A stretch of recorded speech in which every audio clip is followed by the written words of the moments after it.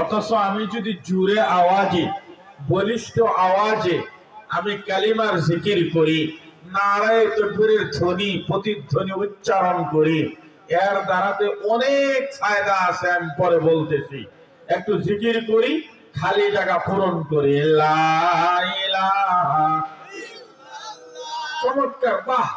লা ইলাহা ইল্লাল্লাহ, লা ইলাহা। একটু সামনের দিকে আসেন। জমে বসি, জমে জমে প্রধান বক্তা অবস্থান করতেছেন। আলহামদুলিল্লাহ, অনেক দূর থেকে আমরা আসছি। উনি আসছেন সেই নারায়ণগঞ্জ থেকে, আমি আসছি সেই ময়মনসিংহের লাস্ট থানা মুক্তাগাছা, যেটা টাঙ্গাইলের নিকটতম, মধুপুরের নিকটতম থানা, সেখান থেকে এসেছি। আপনারা যদি আমাদেরকে সময় না দেন, আমরা কিভাবে সময় দেব? একটু এই জন্য আমরা সময় দেই, জমে জমে বসে যাই। লা ইলাহা ইল্লাল্লাহ, মাশাআল্লাহ, লা ইলাহা ইল্লাল্লাহ, লা ইলাহা ইল্লাল্লাহ, লা ইলাহা ইল্লাল্লাহ, লা ইলাহা ইল্লাল্লাহ, লা ইলাহা ইল্লাল্লাহ, লা ইলাহা ইল্লাল্লাহ, মুহাম্মাদুর রাসূলুল্লাহ। সবাই বলি সাল্লাল্লাহু আলাইহি ওয়াসাল্লাম।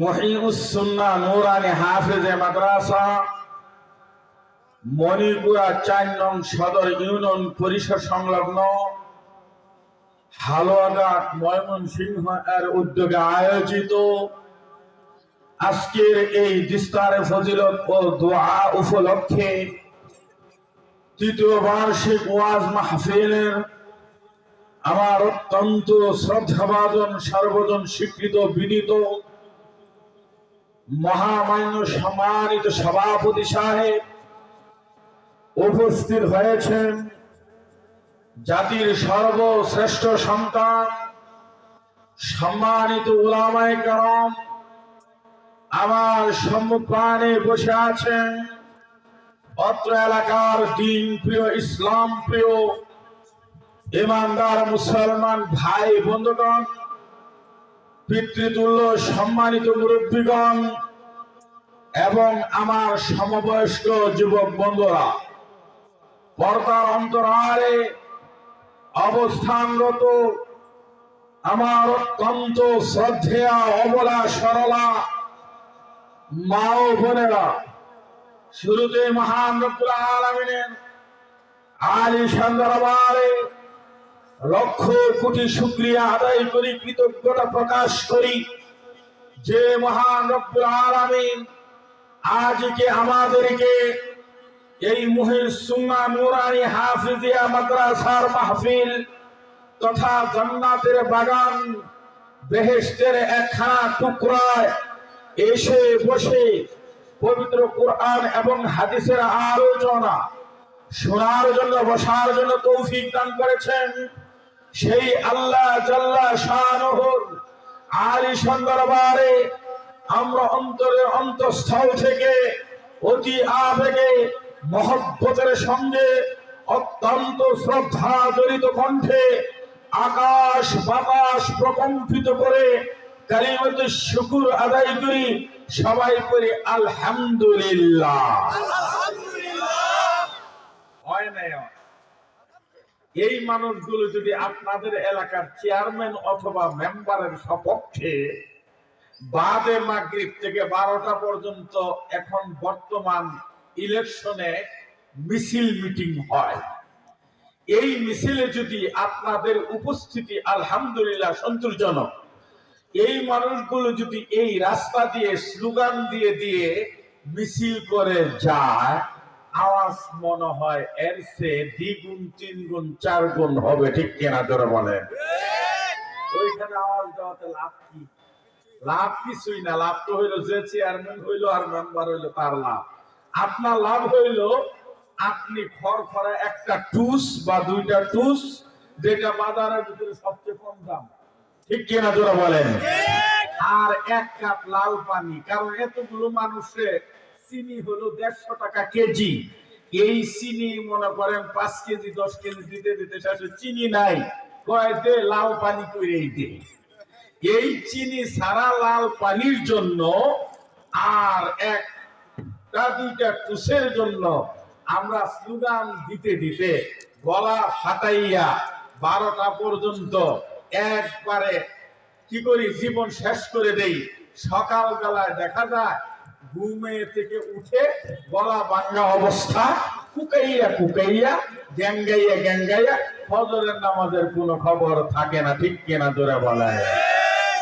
এখানে যত জোরে আওয়াজ দেবেন, আওয়াজ যত বলিষ্ঠ হবে, এই আওয়াজ যত দূর পর্যন্ত যাবে, ওই পর্যন্ত পাপিষ্ঠ অভিশপ্ত মালউন শয়তান আলহামদুলিল্লাহর আওয়াজে, আল্লাহু আকবারের আওয়াজে, কালিমাতুশ শুকরের আওয়াজে যে পর্যন্ত যাবে, ওই পর্যন্ত শয়তান বায়ু ছেড়ে ছেড়ে পলায়ন করতে বাধ্য হয়, ঠিক কিনা জোরে বলে।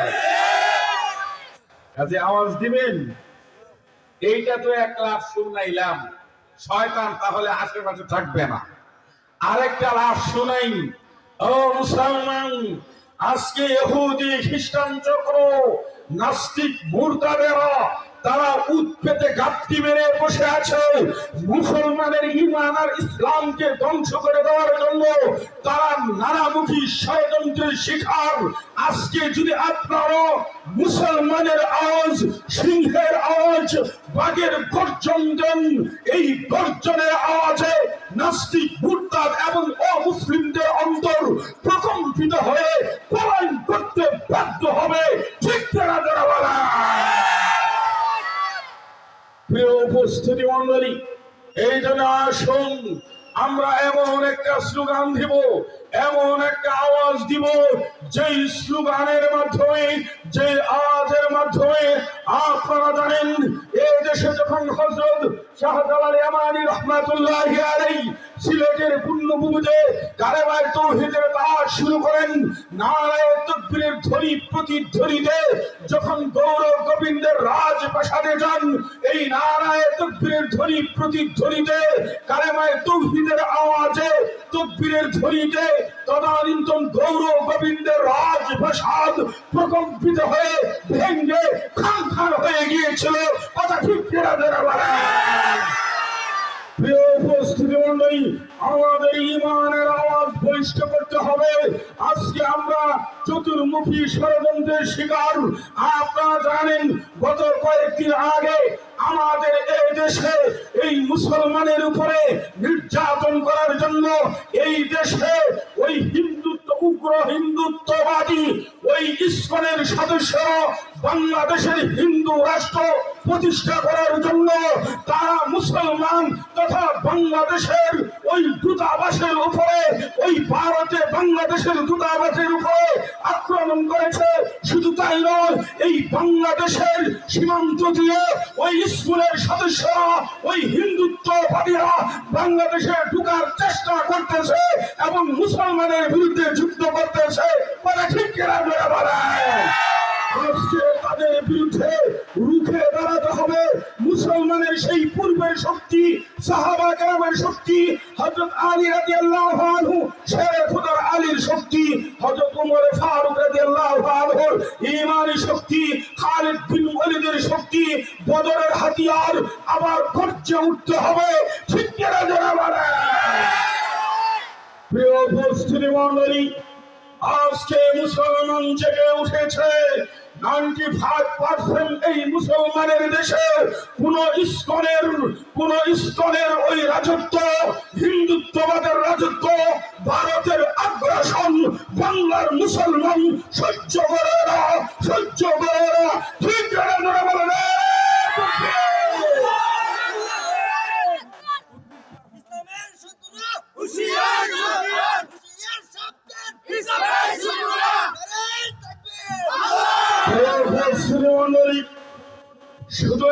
করেই ক্ষান্ত নয়।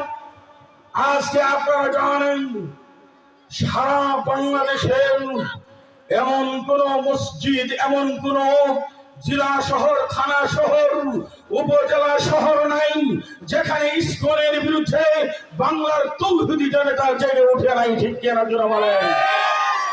আপনারা ফেসবুক, ইন্টারনেটে দেখতে পাবেন সারা বাংলার প্রতিটি অঞ্চলে ইসকনের বিরুদ্ধে মুসলমানরা জেগে উঠেছে।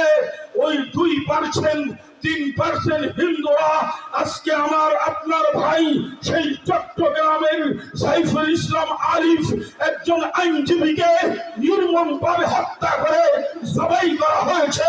এইটা মুসলমানরা সহ্য করবে না, সহ্য করবে না। ঠিক না?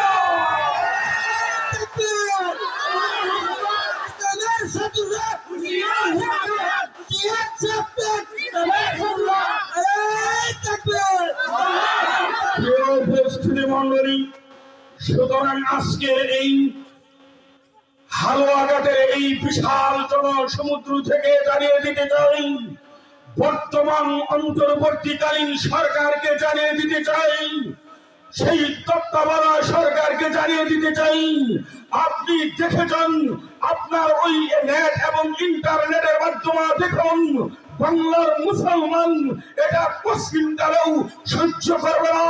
ওই ইসকনের প্রধান যাকে গ্রেফতার করা হয়েছে তাকে যদি ফাঁসিতে ঝুলানো না হয়, বাংলার তৌহিদি জনতা যেমনি ভাবে ওই আইনজীবীকে জবাই করে হত্যা করা হয়েছে তেমনি ভাবে তৌহিদি জনতা জবাই করে হত্যা করে ছাড়বে। ঠিক না? যদি অন্তর্বর্তীকালীন সরকার এই ইসকনকে বাংলাদেশ থেকে নিষিদ্ধ না করে, ইসকনকে বাংলাদেশ থেকে উৎখাত না করবে, ততদিন পর্যন্ত এই বাংলার মুসলমান, বাংলাদেশের মুসলমান তাদের আন্দোলন অব্যাহত রাখবে, অব্যাহত রাখবে। ঠিক কিনা জোরে বলেন? প্রিয় উপস্থিতি মণ্ডলী, পরিশেষে আজকের এই মাহফিল থেকে জানিয়ে দিতে চাই, অচিরেই এই অল্প সময়ের ভিতরেই ইসকন নামের এই উগ্রবাদী সংগঠনকে বাংলাদেশ থেকে নিষিদ্ধ করতে হবে। এতে আপনারা রাজি আছেন? প্রিয় উপস্থিতি মণ্ডলী, কিছুদিন আগে আপনারা জানেন যেমনি ভাবে ছাত্রলীগকে নিষিদ্ধ করা হয়েছে, ঠিক তেমনি ভাবেও এই বাংলাদেশ থেকে ইসকন নামে উগ্র হিন্দুত্ববাদী সংগঠনকে নিষিদ্ধ করতে হবে, উৎখাত করতে হবে। সবাই রাজি আছে? হাত নামান। প্রিয় উপস্থিতি মণ্ডলী, একটু আপনাদেরকে কিছু শুনাইতে হয়। এই ইসকনের কার্যক্রম এবং লক্ষ্য উদ্দেশ্য কি আপনারা জানেন? তাদের লক্ষ্য এবং উদ্দেশ্য হলো সারা পৃথিবীর বুকে উগ্র হিন্দুত্ববাদী মতবাদ এবং ধর্মকে মুসলমানের উপর প্রভাব বিস্তার করে তাদের হিন্দুত্ববাদী ধর্মকে প্রচার প্রসার করার জন্য উঠে পড়ে লেগেছে। তাদের উদ্দেশ্য এই উগ্র হিন্দুবাদী ধর্মই সারা পৃথিবীতে থাকবে, কোন মুসলমান ধর্ম থাকতে পারে না। ইসলাম ধর্ম পৃথিবীর বুকে রাখতে চায় না। তাদের এইটাও একটা হলো উদ্দেশ্য এবং লক্ষ্য। দেখবেন গুগল এবং ইউটিউবে সার্চ দিলে দেখতে পাবেন এই ইসকনের কেমন ভয়ঙ্কর উদ্দেশ্য। আজকে মনে করেন অত্যন্ত ভারাক্রান্ত আহত হৃদয় নিয়ে কথা বলতে হচ্ছে। আমরা কোথায় বসবাস করছি?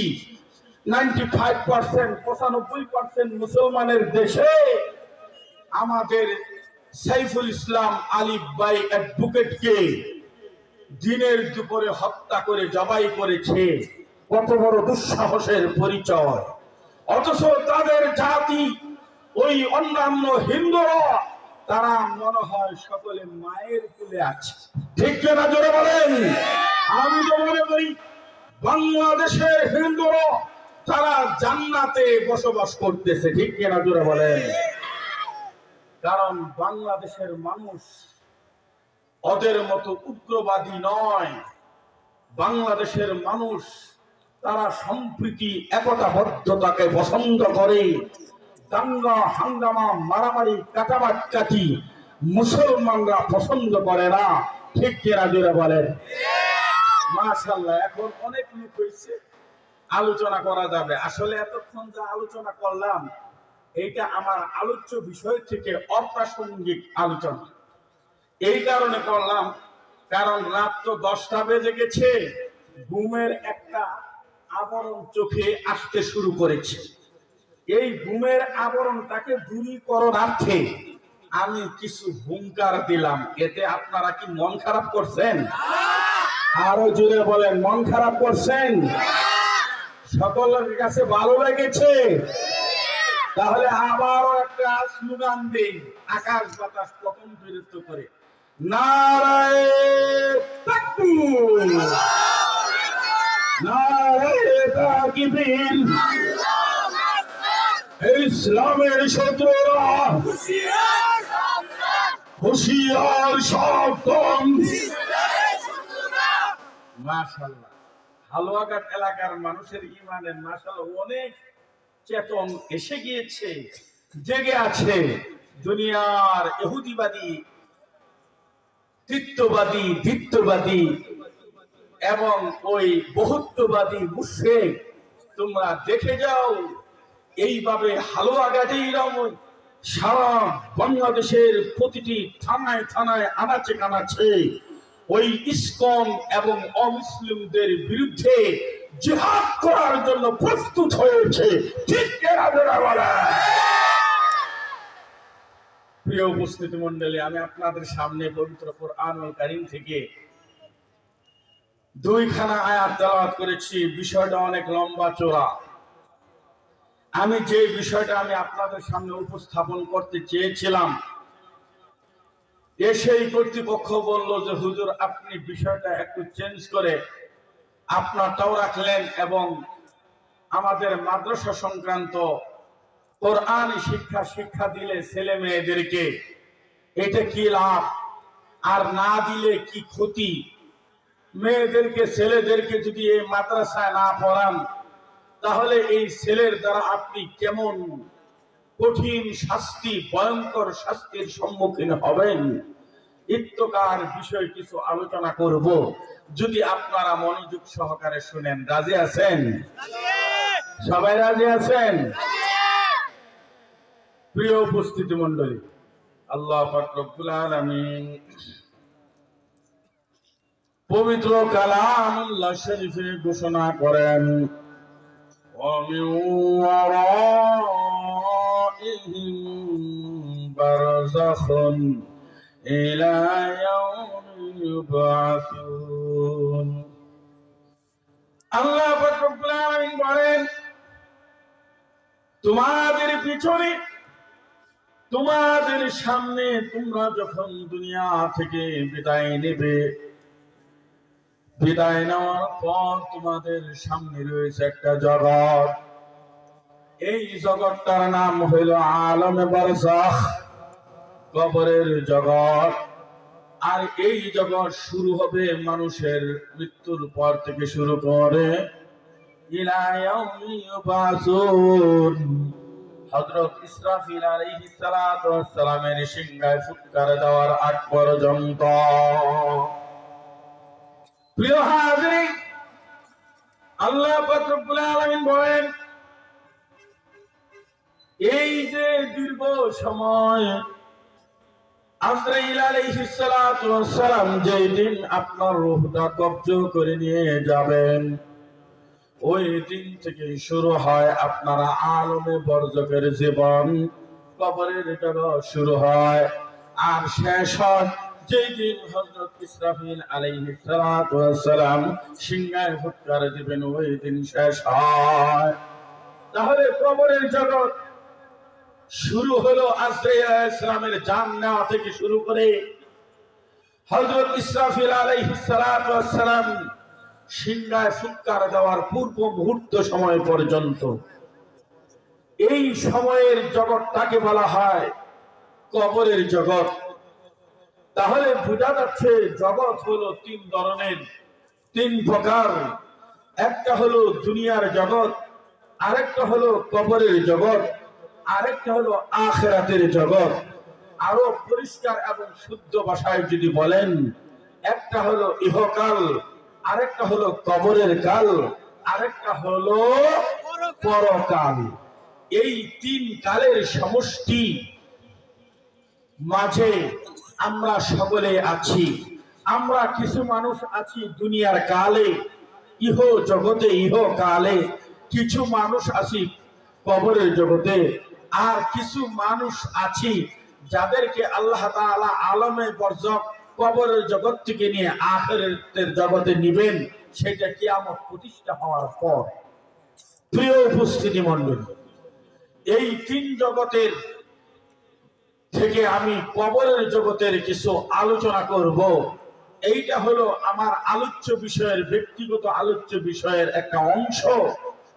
আর এখানে আসার পর আরেকটা আলোচ্য বিষয় দেওয়া হয়েছে, সেইটা হলো কোরআন হাদিসের শিক্ষা দিতে লাভ কি আর না দিলে ক্ষতি কি। প্রিয় উপস্থিতি মণ্ডলী, ওই বিষয়টা এখানেও আসবে, খুব গভীরভাবে খেয়াল করবেন। কবরের জগতের যখন মানুষের রূহটা চলে যায়, চলে যাওয়ার পরে, মারা যাওয়ার পরে ওই মৃত ব্যক্তির কাছে একজন ফেরেশতা দাঁড়িয়ে থাকে, তার কাছে রূহটা জমা থাকে। আল্লাহ তাআলার দরবারে ইল্লিয়িনে উপস্থিত হওয়ার পরে ওই মৃত ব্যক্তির সন্নিকটে ফেরেশতার কাছে ওই মৃত ব্যক্তির রূহটা থাকে। এই জন্যই মুফাসসিরিনে কেরাম, তাফসীর কারকগণ এই কবরের জগতের আলোচনা করতে গিয়ে 6টা পয়েন্টের উপর আলোচনা করেছেন।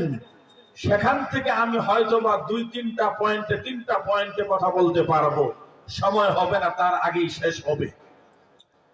প্রথম পয়েন্ট হলো রূহ দেখে এবং কথা বলে। বলেন প্রথম পয়েন্টে কি? রূহ দেখে এবং কথা বলে। 2 নম্বর পয়েন্ট, স্বয়ং কবরে কথা বলে। 3 নম্বর পয়েন্ট, কবরে চাপ সৃষ্টি করবে। 4 নম্বর পয়েন্ট, কবরে প্রশ্ন উত্তর পর্ব হবে। 5 নম্বর পয়েন্ট, কবরে নেককারদের জন্য কি শান্তি আর বদকারদের জন্য কি অশান্তি, শাস্তি থাকবে। 6 নম্বর, রূহটা কোথায় যায় পরিশেষে, ইল্লিয়িনে না সিজ্জিনে। মনে থাকবে আলোচনার বিষয়। এখান থেকে আমরা একটা একটা করে ধরি। রূহ দেখে এবং কথা বলে। প্রিয় উপস্থিতি মণ্ডলী, মানুষ যখন দুনিয়ার বুক থেকে ইন্তেকাল করে, রূহটা যখন চলে যায়, ওই দিন ওই ব্যক্তিটাকে বলা হয় এই লোকটা ইন্তেকাল করেছে। ইন্তেকাল শব্দটা হলো আরবি, এর বাংলা অর্থ হলো স্থানান্তরিত হওয়া, এক স্থান থেকে অপর স্থানে চলে যাওয়া। দুনিয়াতে ছিল রূহটা, আখিরাতে স্থানান্তরিত হয়েছে, কবরে স্থানান্তরিত হয়েছে, এই জন্য তাকে ইন্তেকাল করা হয়। প্রিয় উপস্থিতি মণ্ডলী, যখন মানুষ ইন্তেকাল করে, ইন্তেকাল করার পরে রূহ দেখে এবং স্বয়ং কথা বলে। রূহ কি দেখে? ওই মানুষটাকে কে তাকে গোসল দেওয়াচ্ছে, কে তাকে কাফনের কাপড় পরাচ্ছে, কে তাকে জানাজা পড়ানোর জন্য, জানাজা পড়ার জন্য খাটটিতে উঠাইলো, এবং কে জানাজা পড়লো, ইত্তকার যাবতীয় বিষয় এগুলো মৃত ব্যক্তি দেখে। এবং শুধু দেখেই না, কথা বলে। বুখারী শরীফের সহিহ বুখারী শরীফের হাদিসের বর্ণনা। প্রিয় উপস্থিতি মণ্ডলী, আল্লাহর নবী বলেন, قال رسول الله صلى الله عليه وسلم إذا فزعت الجنازة فاحتملها الرجال على أعناقهم। আল্লাহ বিশ্ব নবী রাহমাতুল লিল আলামিন বলেন, ইযা বুনিয়াতিল জানাজাতু ফাহতামালাহা রিজালু আলা আনাকিহিম, যখন ওই মৃত ব্যক্তিকে গোসল করাইয়া কাফনের কাপড় পরাইয়া যখন খাটকিতে চড়াইয়া জানাজা পড়ার জন্য মাঠের দিকে নেওয়া হয়। প্রিয় উপস্থিতি মণ্ডলী, এখানে দুই ধরনের ব্যক্তি হতে পারে। হয়তো পারে ওই মৃত ব্যক্তি ইমানদার আল্লাহওয়ালা নেককার, অথবা ওই মৃত ব্যক্তি বদকার বেনামাজি সুদখোর ঘুষখোর হবে। অর্থাৎ এই মৃত ব্যক্তি দুই ধরনের হতে পারে, একজন নেককার ইমানদার আল্লাহওয়ালা, অপরজন বেনামাজি সুদখোর ঘুষখোর, চুরি করে ডাকাতি করে রাহাজানি করে, অর্থাৎ বদকার। একজন নেককার অপরজন বদকার, যে কেউ হতে পারে। মুসলমান বাবারা, যখন জানাজা পড়ার জন্য মাঠের দিকে তার সন্তানেরা কাঁধে উঠাইয়া মাঠের দিকে নেওয়া হয়, মাঠের দিকে নিয়ে যায়, এই সময় আল্লাহর নবী বলেন, আল্লাহর নবী বলেন, ফাইন কানাত সালিহাতান কদ্দিমুনি কদ্দিমুনি। মুসলমান বাবারা আমার, আল্লাহ নবী বলেন, যদি ওই মৃত ব্যক্তি নেককার ইমানদার আল্লাহওয়ালা হয়, ফাইন কানাত সালিহাতান কদ্দিমুনি কদ্দিমুনি, তখন বলবে আমাকে তাড়াতাড়ি আগে আগে নিয়ে যাও, আমাকে আমার শান্তির জায়গায় নিয়ে যাও, আমাকে ওই জান্নাতের টুকরায় জান্নাতের গর্তে নিয়ে যাও। কি খুশি! পক্ষান্তরে আল্লাহ নবী বলেন, ফাইন কানাত গায়রা সালিহাতিন قالت لأهلها يا ويلتها أين تذهبون بها। মুসলমানেরা, যখন ওই মৃত ব্যক্তি বদকার হয়, বেনামাজি হয়, সুদখোর ঘুষখোর, ক্ষুধাদ্রোহী যদি হয়, তখন ওই মাইয়ের ওই মৃত ব্যক্তি চিৎকার করতে থাকে, কান্নাকাটি করতে থাকে। ওই মৃত ব্যক্তি এমন কান্না করে, এমন চিৎকার দেয়, গর্জন দেয়, ওই মৃত ব্যক্তি তার পরিবার পরিজনকে বলে, ওই যারা খাটকিতে কাঁধে নিয়ে যেতেছে তাদেরকে বলে, ইয়া ওয়াইলাতাহা, হায় আমার কি হলো, ইয়া ওয়াইলাতাহা আইনা তাযহাবুনা বিহা, তোমরা আমাকে কোথায় নিয়ে যাইতেছো, আমাকে কোথায় নিয়ে যাও, আমাকে ওই জাহান্নামের গর্তে নিয়ে যাও, আমাকে নিয়ে যাও না, আমাকে দুনিয়ার অন্য কোন স্থানে রেখে যাও। হাদিস শরীফে আল্লাহর নবী ফরমান, এইভাবে যখন চিৎকার করতে থাকে, এই হাদিসের শেষাংশ বুখারী বলেন, ইয়াসমাউ কুল্লু শাইইন ইল্লাল ইনসান। আল্লাহর নবী বলেন, এই মৃত ব্যক্তির চিৎকার, এই মৃত ব্যক্তির এই বদকারের চিৎকারের আওয়াজ, কান্নার আওয়াজ, কুল্লু শাইইন, সকল জিনিসই শ্রবণ করে, পশু পাখি, গাছ গাছরা, হাঁস মুরগি, গরু বাছুর, সর্বপ্রকার উদ্ভিদ, সর্বপ্রকার প্রাণীরা এই চিৎকারের আওয়াজ শুনে, ইল্লাল ইনসান, মানুষ তাআলা মানুষের আওয়াজ শুনে না। লাউ সামিআহাল ইনসান, আল্লাহ নবী বলেন এই মৃত ব্যক্তির চিৎকারের আওয়াজ যদি মানুষেরা শুনতো লাসাইকা, তাহলে তারা বেহুশ হয়ে সকলেই পড়ে যাইতো।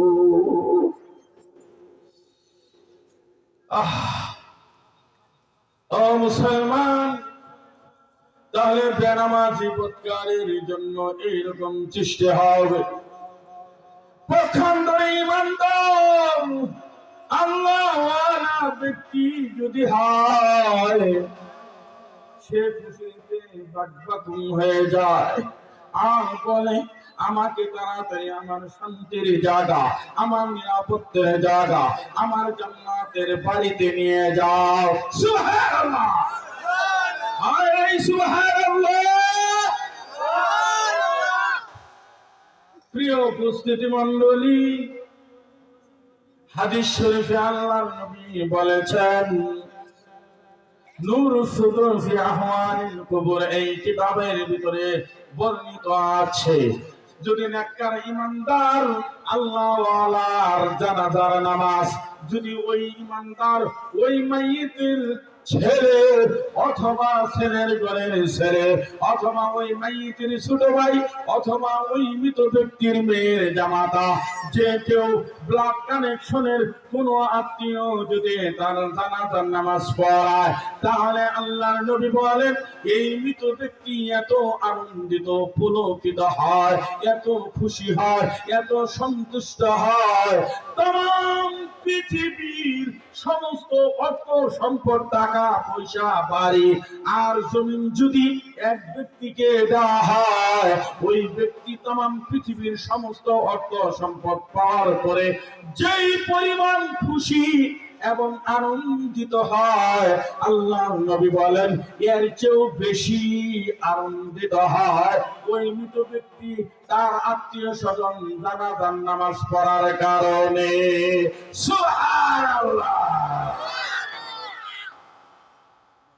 প্রিয় উপস্থিতি মণ্ডলী, পক্ষান্তরে আল্লাহ নবী বলেন যে ব্যক্তি সে বৎকার বেনামাজি, তার কোন সন্তান মাদ্রাসায় দেয় নাই, তার কোন সন্তানকে এই মুহিউস সুন্নাহ নুরানি হাফিজিয়া মাদ্রাসায় পড়ায় নাই, তার নাতি কেউ পড়ায় নাই, তার মেয়ের জামাই মেয়েকেও পড়ায় নাই।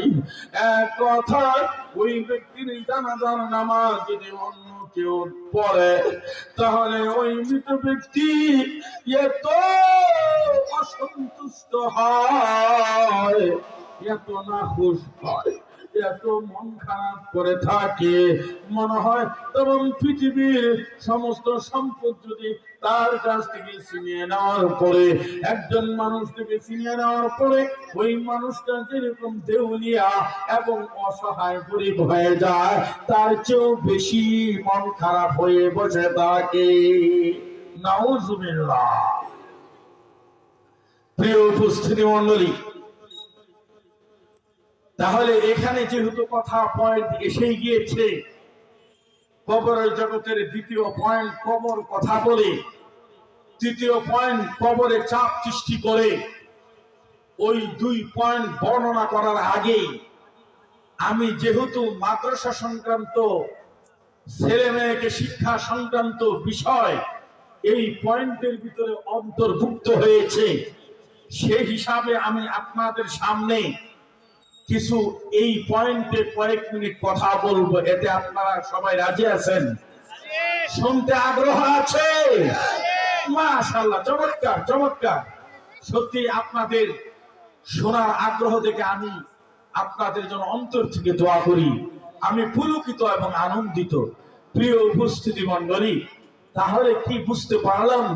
আপনি যদি আপনার কলিজার টুকরা সন্তানটাকে কোরআনের হাফেজ এবং শরীয়তে ইসলামের আলেম বানান, যদি আপনার সন্তানটাকে অথবা মেয়েটাকে কোরআনের হাফেজা আলেমা এবং ইসলামের দ্বারক বাহক ব্যক্তিত্ব তৈরি করেন, ওই সন্তান দ্বারা আপনি দুনিয়াতেও উপকৃত হবেন, ওই সন্তান দ্বারা আপনি কবরের জিন্দেগিতেও উপকৃত হবেন, ওই সন্তান দ্বারা আপনি আখিরাতের জিন্দেগিতে উপকৃত হয়ে ওই সন্তানের উসিলায় আপনি জান্নাতে চলে যাবেন। ঠিক কিনা জোরে বলেন? পক্ষান্তরে আপনি যদি আপনার কলিজার টুকরা সন্তানটাকে কোরআনের শিক্ষায় শিক্ষিত না করে যদি জাগতিক শিক্ষায় শিক্ষিত করেন, এই কলিজার টুকরা সন্তানকে জাগতিক শিক্ষায় শিক্ষিত করার কারণে এই সন্তান দুনিয়াতে যত প্রকারের অপকর্ম করবে, এই সন্তান কোরআন হাদিসের মাসআলা না জানার কারণে, শরীয়তের বিধিবিধান মাসআলা সম্পর্কে অবগত না হওয়ার কারণে, না জানার কারণে এই সন্তান দুনিয়াতে যত পাপ কর্মে লিপ্ত হবে, যেমন সুদ খাওয়া, ঘুষ খাওয়া, যেমন পর নারীর প্রতি লোলুপ দৃষ্টিতে থাকা, জিনা ব্যভিচারে লিপ্ত হওয়া ইত্যাকার যাবতীয় বিষয়ের পাপের অংশ পিতা মাতার আমল নামায় যুগ হইতে থাকবে। সবাই বলেন নাউযুবিল্লাহ। প্রিয় উপস্থিতি মণ্ডলী, যদি আপনার কলিজার টুকরা সন্তানটাকে কোরআনের শিক্ষায় শিক্ষিত না করেন, এই হামিউস সুন্নাহ মাদ্রাসায় যদি আপনার সন্তানকে না পড়ান, এই সন্তান দ্বারা যত অপকর্ম গুনাহ কর্মকাণ্ড হবে, এর পাপের অংশ আপনার আমলনামায় যোগ হবে। এই সন্তানের দ্বারা আপনি দুনিয়াতেও অপমান, লাঞ্ছিত, অপমানিত হবেন। এই কোরআনবিহীন শিক্ষা, কোরআন হাদিস বিবর্জিত শিক্ষা গ্রহণ করার কারণে, জাগতিক শিক্ষা অর্জন করার কারণে, জেনারেল শিক্ষা অর্জন করার কারণে এই সন্তান পিতা মাতার সঙ্গে দুনিয়াতেও খারাপ আচরণ করে এবং এই সন্তানের কারণে কবরে শাস্তি ভোগ করতে হবে এবং পরকালে জাহান্নামের আগুনে জ্বলতে হবে। শুধু তাই নয়, এই সন্তান, যেই সন্তানটাকে আপনি মাথার গাম পায়ে ফেলাইয়া, যেই সন্তানকে আপনি ডাক্তার বানাইলেন, যেই সন্তানটাকে ইঞ্জিনিয়ার বানাইলেন, যেই সন্তানটা একটা বাহিনীর প্রধান হলো, অফিসার হলো, যেই সন্তানটা আপনার জন্য এত বড় একটা কর্মকর্তা চাকরি করলো, এই সন্তান হাসরের কঠিন বিপদের দিনে আপনার বিরুদ্ধে, পিতা মাতার বিরুদ্ধে মহান আল্লাহর আদালতে মামলা দায়ের করবে। ঠিক আমি প্রত্যেকটার দলিল কোরআন হাদিসের মাধ্যমে পেশ করতেছি, গভীরভাবে শুনবেন। প্রিয় উপস্থিতি মণ্ডলী, আপনি যদি আপনার সন্তানকে আলেম বানান, এই সন্তান দুনিয়াতে পিতার সঙ্গে ভালো আচরণ করে, আব্বা আম্মার সঙ্গে নেন দেন ব্যবহার করে, আব্বা আম্মা যদি অসুস্থ হন, আলেম সন্তান আব্বা আম্মার খবর নেন, আব্বা আম্মা যদি রোগাক্রান্ত হন, আব্বা আম্মা যদি শীতের কারণে থরথর করে কাঁপে, ওই আলেম সন্তান পিতা মাতার সন্তুষ্টির জন্য রুম হিটার এনে দেন, রুমটা গরম করার জন্য। পক্ষান্তরে যদি সন্তান কোরআনী শিক্ষায় শিক্ষিত না হয়ে জাগতিক শিক্ষায় শিক্ষিত হন, এই সন্তান পিতা মাতার সঙ্গে খারাপ আচরণ করে, এই সন্তানের কাছে পিতা মাতা নির্যাতিত হয়, এমনকি পিতা মাতা খুন পর্যন্ত হয়ে যায়, মাদারের শিকার হয়ে যায়। এর প্রমাণ আমি দেখাবো। আজ থেকে 4-5 বছর আগে ঢাকায় ঐশী রহমান নামে একজন মহিলা, তার পিতার নাম ছিল মাহফুজুর রহমান, পুলিশের অফিসার ছিল। এই মাহফুজুর রহমান তার পরিবার সন্তানটাকে ইংলিশ মিডিয়ামে পড়াইতো। এক পর্যায়ে এই মেয়ে যখন ক্লাস 8-9 পড়ে, তার বয়ফ্রেন্ড হয়ে যায়, বন্ধু বান্ধব হয়ে যায়, পিতার কাছে মাতার কাছে টাকা পয়সা চায়, পিতা মাতা টাকা পয়সা দেয়, কিন্তু যতটুকু দেয় ততটুকু দ্বারা তার মন ভরে না। একদিন দুই দিন এইভাবে চলতে থাকে। একদিন পিতা মাতাকে চায়ের ভিতরে পিতা মাতা বলল আমাদেরকে চা দাও, পিতা মাতার ওই চায়ের মধ্যে কিছু ঔষধ ঢেলে দিল। মুসলমান বাবারা আমার, ঘুমে ঔষধ ঢেলে দিয়ে তারপরে কি হলো, পিতা মাতা যখন ঘুমাইল, ঘুমানোর পর ওই সে রহমান তার বয়ফ্রেন্ড বন্ধুদেরকে নিয়ে পিতা মাতাকে ছুরি দিয়ে জবাই করে দুনিয়ার মুখ থেকে বিদায় করে দিল। শুধু তাই না, তার ছোট্ট শিশু বাইকটা পর্যন্ত জবাই করে দুনিয়ার মুখ থেকে বিদায় করে দিল। ও মুসলমান বাবারা, আপনারা কি কোনদিন শুনেছেন কোন আলেম অথবা কোন আলেমা, কোন হাফেজ অথবা হাফেজা তার পিতা মাতাকে ছুরি দিয়ে জবাই করে দুনিয়ার বুক থেকে বিদায় করে দিয়েছে? এমন কি কোনদিন শুনেছেন? কিন্তু অহরহ শুনেছেন, পত্র পত্রিকায় প্রকাশিত হয়েছে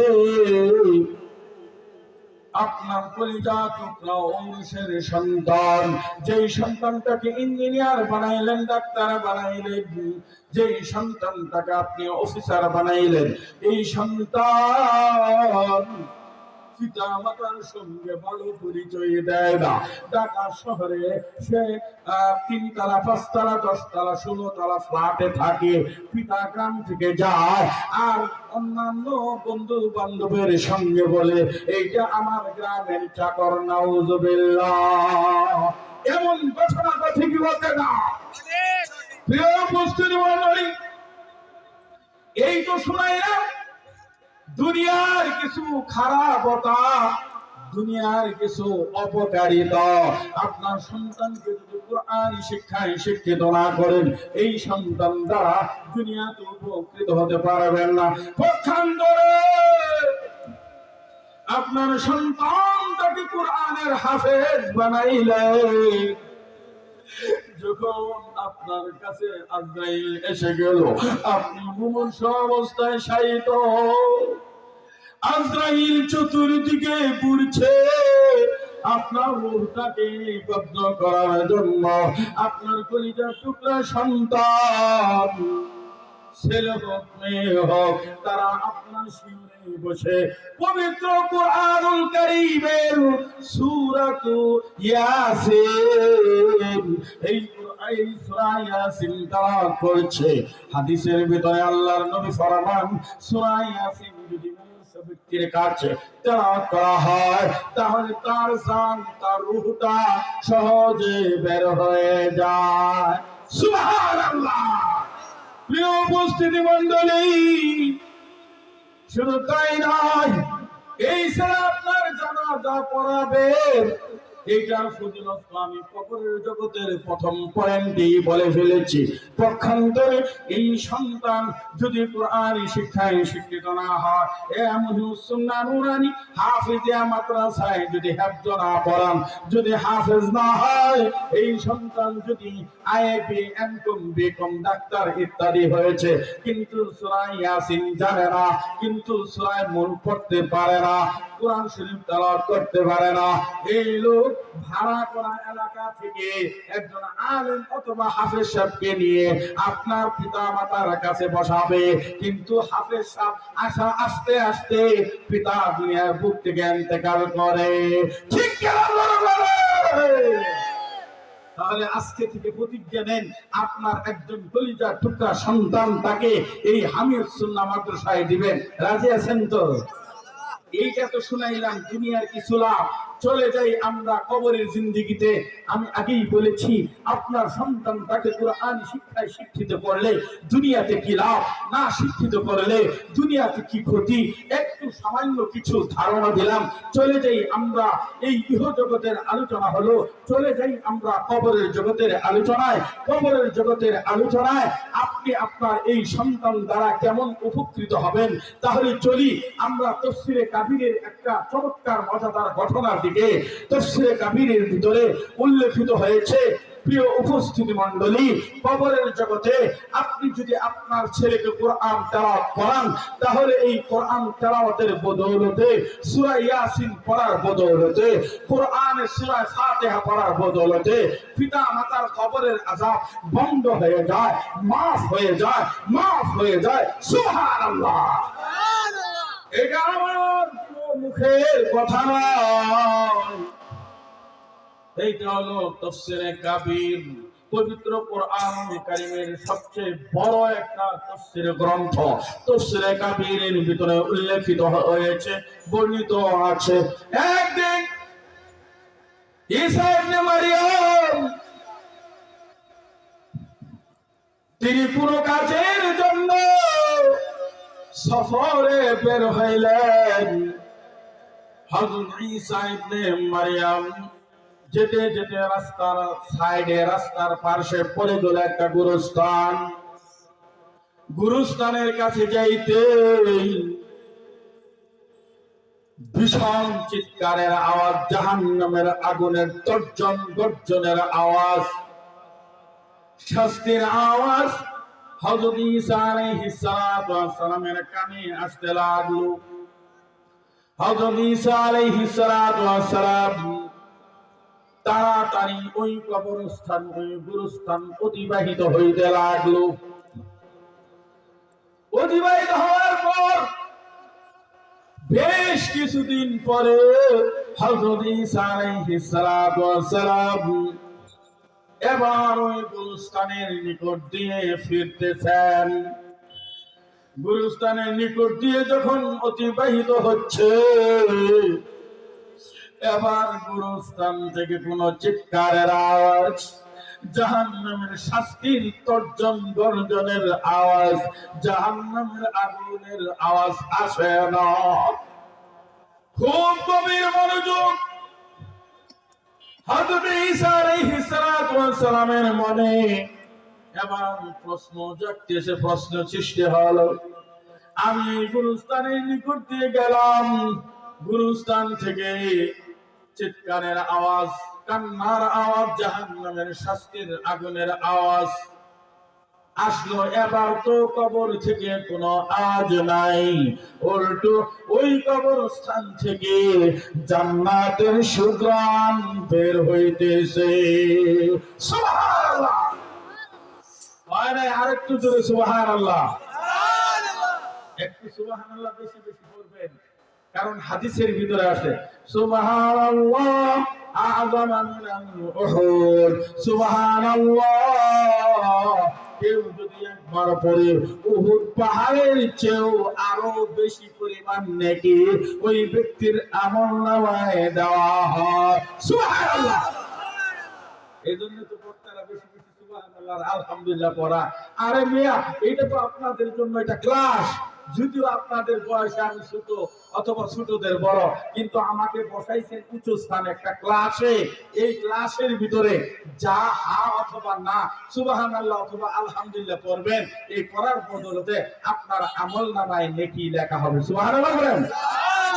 যারা রাস্তাঘাটে ঘুরতেছে তাদের আমলনামায় নেকি লেখা হবে না, কারণ এটা তো রহমতের বাগান, জালিসুর রহমান, আল্লাহর রহমতের বাগান, জান্নাতের বাগান, জান্নাতের টুকরার ভিতরে দাখিল হতে হবে।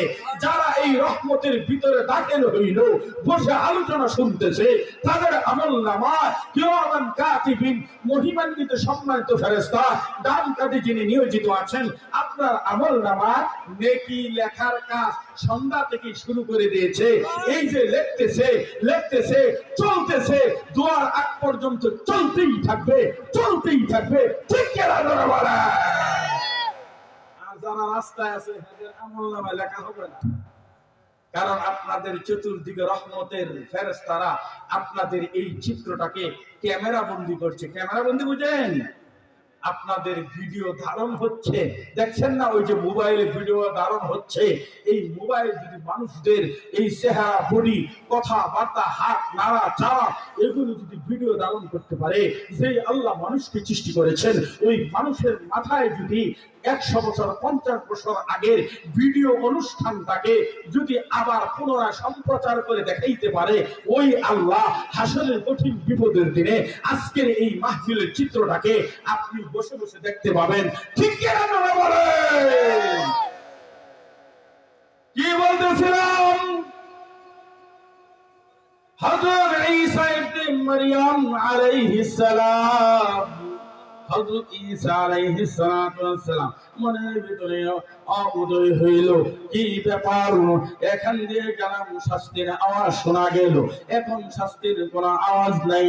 সঙ্গে সঙ্গে তিনি 2 রাকাত নামাজ পড়ে আল্লাহর দরবারে দোয়া করলেন, আল্লাহ কারণটা কি? সঙ্গে সঙ্গে আল্লাহ পাকের পক্ষ থেকে প্রত্যাদেশ ওহী আসলো, বলল, হে ঈসা রূহুল্লাহ, হে ঈসা ইবনে মারইয়াম, এখানে কিন্তু ঘটনা ঘটে গেছে। যেই মৃত ব্যক্তির কবরস্থান থেকে জাহান্নামের শাস্তির আওয়াজ তুমি শুনতে পেয়েছো, মৃত ব্যক্তির চিৎকারের আওয়াজ শুনেছ, ওই মৃত ব্যক্তি যখন দুনিয়ার বুক থেকে ইন্তেকাল করে, তার স্ত্রীর গর্ভে একজন বাচ্চা রেখে আসে। এক বর্ণনা এসেছে, ওই মৃত ব্যক্তি হলো কাজী সাহেব, বিচারক। আরেক বর্ণনা এসেছে, ওই ব্যক্তি ছিল গুনাহগার। যাই হোক, যাই বলেন, যখন ওই ব্যক্তি ইন্তেকাল করলো, ইন্তেকাল করার পরে তার স্ত্রীর গর্ভে একজন বাচ্চা রেখে আসে।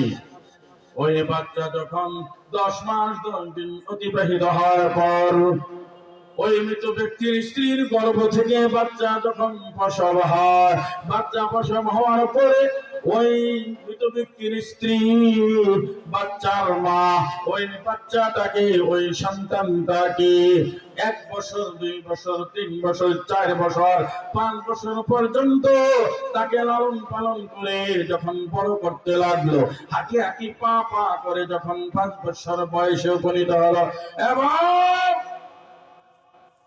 ওই সন্তানের মা তার সন্তানকে পবিত্র কুরআন কারীম একটা গিলাফ বানাইয়া বুকে ঝুলাইয়া দিয়া পাঠাইয়া দিয়ে বলতেছে, মনে করেন যাও মুহিউস সুন্নাহ নুরানি হাফেজে মাদ্রাসার পরিচালক মাওলানা জাকির হুসাইন সাহেবের কাছে যাও, ওখানে গিয়ে কোরআন তেলাওয়াত করো, কোরআন শিক্ষা গ্রহণ করো। এটা আমি এক্সাম্পল, উদাহরণ দিলাম। ঘটনাটা এইরকম যে একটা মক্তবে পাঠিয়ে দিল। প্রিয় উপস্থিতি মণ্ডলী, যখন ওই ছেলে এই মুহিউস সুন্নাহ নুরানি হাফিজিয়া মাদ্রাসা মক্তবে ওই ছেলেটা আসলো, আর এই মাদ্রাসার সুপরিচালক, মাদ্রাসার মুহতামিম হযরত মাওলানা জাকির হুসাইন সাহেব বলল, বাবা তুমি পবিত্র কোরআনুল কারীম আমার সঙ্গে তেলাওয়াত করো, পড়ো। আউযু বিল্লাহি মিনাশ শাইতানির রাজীম, বিসমিল্লাহির রহমানির রহিম, আলহামদুলিল্লাহি রাব্বিল আলামিন, আর রহমানির রহিম। মুসলমান বাবারা আমার, যখন ওই মক্তবের শিক্ষক এই মুহিউস সুন্নাহ হাফিজিয়া মাদ্রাসার মুহতামিম মাওলানা জাকির সাহেব যখন ওই ছেলেকে বলল, তুমি আমার সাথে সাথে পড়ো, এবার ওই ছেলে যখন সাথে সাথে পড়তে শুরু করলো, বিসমিল্লাহির রহমানির রহিম, আলহামদুলিল্লাহি রাব্বিল আলামিন, যেই মাত্র এবার আল্লাহ পাক রব্বুল আলামিন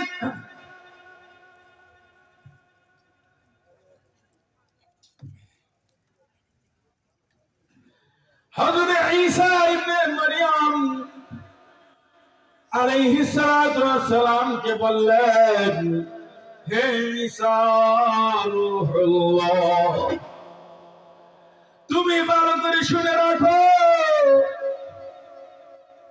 আমি গফুরুর রহিম, আমি রহমানুর রহিম।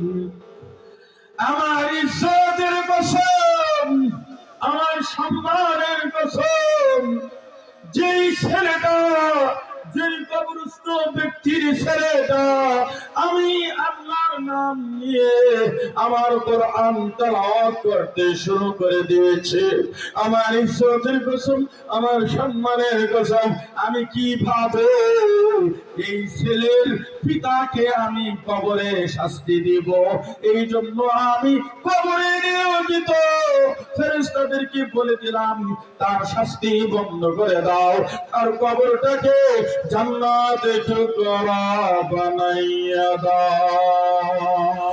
সুবহানাল্লাহ।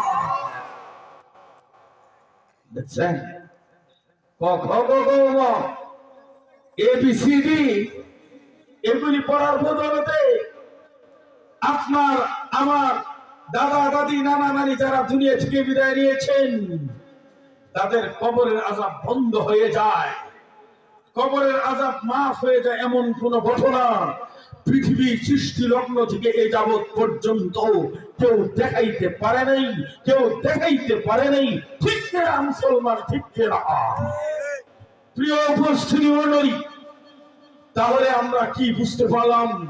আপনার কলিজার টুকরা এই সন্তানটাকে যদি কোরআনের হাফেজা বানান, যদি মেয়ে থাকে হাফেজা বানান, আপনি যদি আপনার এই সন্তানটাকে আলেমা বানান, আপনি যদি এই সন্তানটাকে আল্লাহ ওয়ালা বানান, আপনি যদি এই সন্তানটাকে নেককার ইমানদার বানান, এই সন্তানের কারণেই আপনার জীবনের ওই কবরের আযাব যদি হয়ে থাকে তাহলে আযাব বন্ধ হয়ে যায়। ঠিক কিনা? প্রিয় উপস্থিতি মণ্ডলী, আরো লম্বা চূড়া বিষয় আছে, কথা আছে, আমি সেদিকে যাব না। এই তো শুনাইলাম কবরের জিন্দেগিতে আপনার আরাম আয়েশের জিন্দেগি হবে, আপনার ছেলে মেয়েকে কোরআনের শিক্ষায় শিক্ষিত করলে, আর যদি কোরআনের শিক্ষায় শিক্ষিত না করেন তাহলে কবরের জিন্দেগিতে জাহান্নামের আগুনে পরিপূর্ণ হয়ে যাবে। নাউযুবিল্লাহ। এইটারও একটা চমৎকার মজাদার ঘটনা আছে, কিন্তু এইটা বললে আর শেষ হবে না। আপনারা জানেন, আজ থেকে কিছুদিন আগে সৌদি আরবের রিয়াদে একটা ঘটনা ঘটেছে, লম্বা চোরা ঘটনা, ওখান শেষের অংশটাকে বলে ফেলতেছি। রিয়াদের বন্ধু এবং জিদ্দার দুইজন বন্ধু ছিল। দুই বন্ধুর এক বন্ধু জেদ্দার বন্ধু ছিল একটু মরান, রিয়াদের বন্ধু ছিল একটু আল্লাহ ওয়ালা। হঠাৎ জেদ্দার বন্ধুর মৃত্যু হয়। মৃত্যু হওয়ার কিছুদিন পরেই স্বপ্ন যুগে রিয়াদের বন্ধুকে, লম্বা চোরা ঘটনা কিন্তু একেবারে আমি 2 মিনিটে বর্ণনা করবো এখানে। স্বপ্নে রিয়াদের বন্ধুকে দেখায় জেদ্দার বন্ধু কবরে নানা প্রকারের কবরের শাস্তিতে বিদ্যমান। ওয়ায়ুকাইযু লাহু 70 তিন্নিনান, 70টা অজগর সাপ কবরে নিয়োজিত আছে তাকে দংশন করার জন্য। এই কবরের অজগর সাপের একটা শ্বাস যদি দুনিয়াতে ছাড়া হয়, মা আমবাদাত মিনাত দুনিয়া, দুনিয়া থেকে কোনো কিছুই উৎপন্ন হতো না। এত তার শ্বাসের পর ওই সাপ যদি একটু ফুস করে, ফুস করার সাথে সাথেই সারা দুনিয়ার গাছ গাছরা সহ পুরে ছাই হয়ে যাবে, কিচ্ছু বাকি থাকবে না। নদী নালা পাহাড় পর্বত সব সমতল ভূমিতে পরিণত হবে, আর কোনদিন জমিন থেকে গাছ উৎপন্ন হবে না।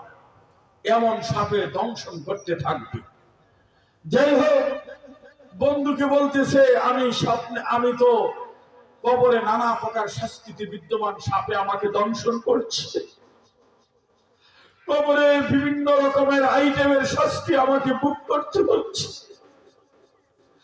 তুমি আমার পরিবার পরিজনের কাছে গিয়ে বলবে, তারা দুনিয়াতে টিভি সিনেমা বায়োস্কোপ দেখে সুদ খায়, ঘুষ খায়, হারমাদি পরমাদিতে লিপ্ত। তুমি গিয়ে বলবে তোমার আব্বা কবরে শাস্তিতে গ্রেপ্তার। রিয়াদের বন্ধু একদিন স্বপ্নে দেখে, পরের দিন ব্যবসার ব্যস্ততার কারণে আর যাওয়া হলো না জেদ্দায়।